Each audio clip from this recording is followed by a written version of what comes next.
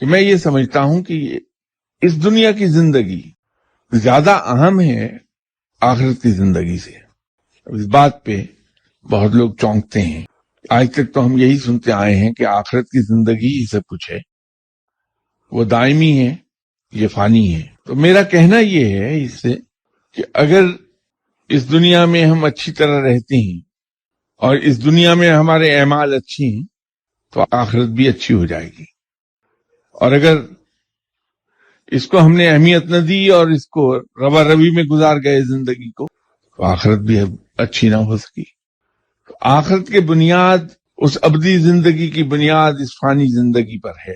تو اہم کیا ہے؟ اگر ہم زور اس بات پر دے دیں کہ ہماری یہ یہاں کی زندگی خوبصورت ہو جائے. میرے ذہن میں جو خوبصورتی کا معیار ہے وہ تو پرآسائش زندگی کی ہے.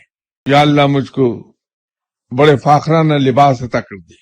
میرا ذہن تو جاتا ہی صرف وہاں تک، اس سے آگے اس کی پرواز ہی نہیں.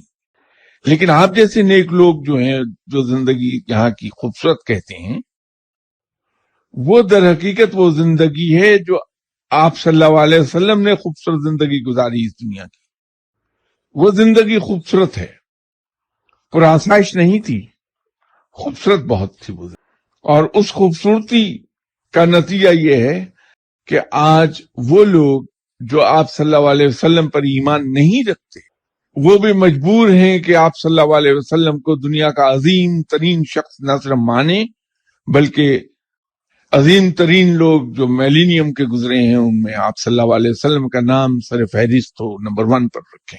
یہ اس خوبصورت زندگی ہی کا نتیجہ ہے، پرآسائش زندگی کا نتیجہ نہیں ہے. پرآسائش زندگی جولیس سیزر نے بھی گزاری ہے، اس کا نام دنیا کے عظیم لوگوں میں نہیں آتا.